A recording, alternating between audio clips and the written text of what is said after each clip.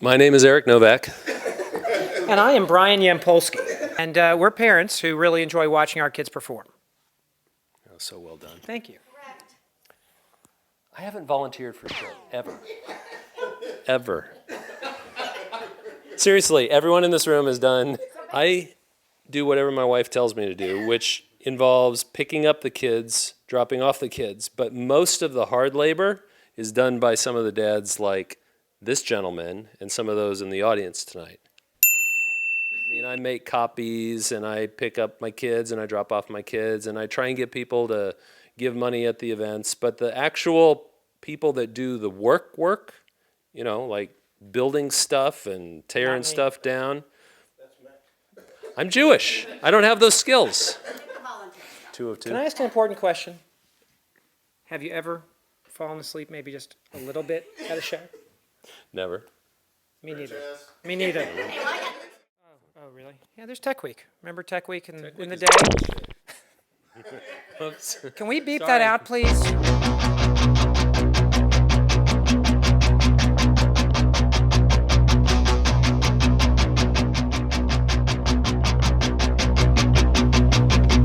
Looking out a dirty old window.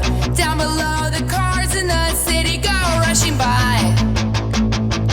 I sit here alone and I wonder why. Friday night and everyone's moving. I can feel the...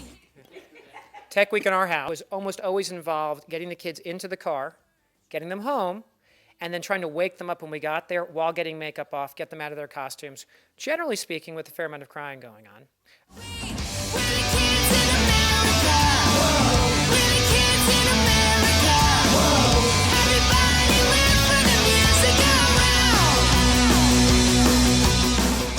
around. And on community days, you know, you see a lot of folks turn out for that, and you know, you have doctors scrubbing toilets and lawyers dusting or whatever, but everybody seems really really selfless about it, really you know, willing just to help, and not even in need of praise or anything, just doing it because it's a community project. There you go. Oh, what do you do by day? Well, I'm a stay-at-home mom. All right. But I help here at the theater. I'm a volunteer. All right, let me be honest. When my wife told me that my daughter wanted to do theater, I thought that was bullshit. That was 2 years ago.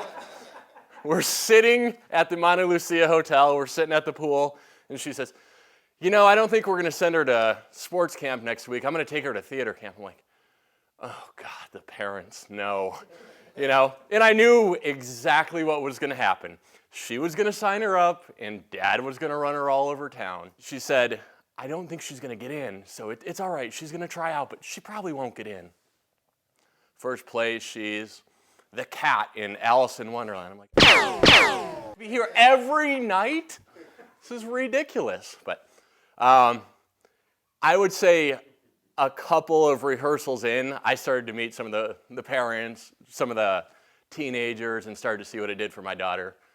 She went from a shy kid that's in a class of 12 kids to very outgoing. All of a sudden she started getting to know the teenagers, getting to know some of the kids that are just a little bit older than her. And then I looked around and I thought, this is free babysitting. This place is gold. I don't have to do anything. It's drop off, drop her here, 4 hours later you pick her up. Every weekend is free for the parents. It's great. But it's clear it takes a definite commitment from the parents. And one of the things that is clear that this place needs is we need help financially. We need people to, you know, step up and allow these kids to have a place to go. So, but the thing that was really great about Desert Stages and is the fact that you can start at 3, and there's not any other theater that does that. And when you start that young, the teenagers and the older kids, they really look towards the little kids and help them out. And they're good role models. My son came home yesterday, and he is just really getting into football, which I like because, hey, you got to get into sports and know about sports a little bit. And he was telling me about who these other teams were and whether someone's other team was and what their favorite team was. And they were talking about football. I said, well, who are you talking about that? He's like, oh, Jeremy. I was talking with Jeremy about his favorite team. I'm like, he's a teenager. He's one of the seniors here, but he's going to take the time to speak to and talk with a young kid about things. And that's the way it always is. It's not the group here and the group there. It's really inclusionary. And then that goes to the families as well. So with the moms and the dads and the families, they make us involved so we're not just peripherally on the edge. The whole shack shimmies and everybody's moving around and around and around and around. Everybody's moving, baby folks, signing up outside just to get down. Everybody's moving, baby funky little shack. My daughter Allie has been here at Desert Stages for about 3 years, I think. Desert Stages is actually a really fun place, and really my daughter has just come out of, she used to be pretty shy, and she started in the corner in High School Musical as a brainiac. It's just great to see what's become of her and how many friends she's actually made and close friends that she's made, that this is really her social circle.